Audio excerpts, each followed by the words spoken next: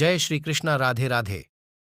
दोस्तों, अगर आप भी भगवान श्री कृष्ण को दिल से मानते हैं तो कमेंट बॉक्स में जय श्री कृष्णा जरूर लिखें।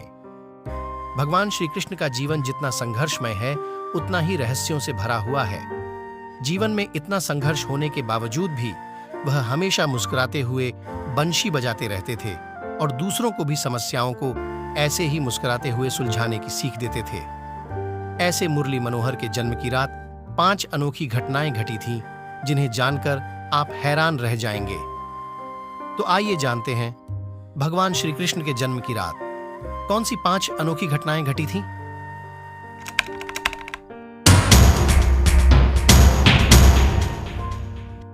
नींद में वसुदेव कर गए महान काम।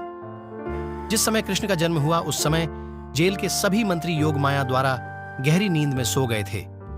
इसके बाद बंदी गृह का दरवाजा अपने आप ही खुल गया। उस वक्त भारी बारिश हो रही थी। वसुदेव जी ने नन्हे कृष्ण को एक टोकरी में रखा और उसी भारी बारिश में टोकरी को लेकर वह जेल से बाहर निकल गए।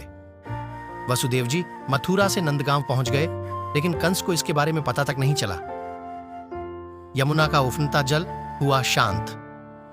श्री कृष्ण के जन्म के समय भारी बारिश हो रही थी। यमुना नदी उफान पर थी। वसुदेव जी कन्हैया को टोकरी में लेकर यमुना नदी में प्रवेश कर गए और तभी चमत्कार हुआ।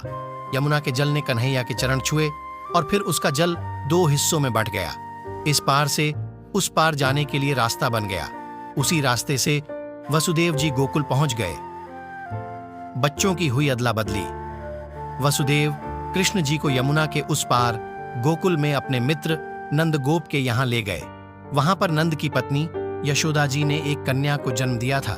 वसुदेव श्री कृष्ण को यशोदा के पास सुलाकर उस कन्या को साथ ले आए, लेकिन इस बात का किसी को पता तक नहीं चला। नंदराय ने किया स्वागत। पौराणिक कथाओं के अनुसार नंदराय जी के यहाँ जब कन्या का जन्म हुआ तभी उन्हें पता चल गया था कि वसुदेव जी कृष्ण को लेकर आ रहे हैं। तब वह अपने दरवाजे पर खड़े होकर उनका इंतजार करने लगे। फिर जैसे ही वसुदेव जी आए, उन्होंने अपने घर जन्मी कन्या को गोद में लेकर वसुदेव जी को दे दिया। हालांकि इस घटना के बाद नंदराय और वसुदेव दोनों ही यह सब कुछ भूल गए थे। यह सब कुछ योग माया के प्रभाव से हुआ था। देवी विंध्यवासिनी प्रकट हुई।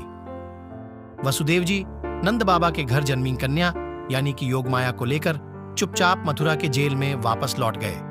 जिसके बाद कंस को देवकी की 8वीं संतान के जन्म का समाचार मिला तो वह कारागार में पहुंचा।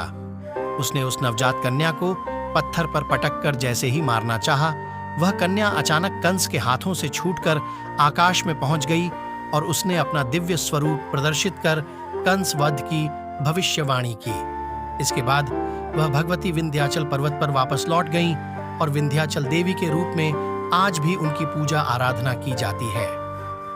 इस तरह भगवान श्री कृष्ण के जन्म की रात घटी 5 अजीब घटनाओं की वजह से कान्हा की जान बच गई, वरना कंस उन्हें भी खत्म कर देता।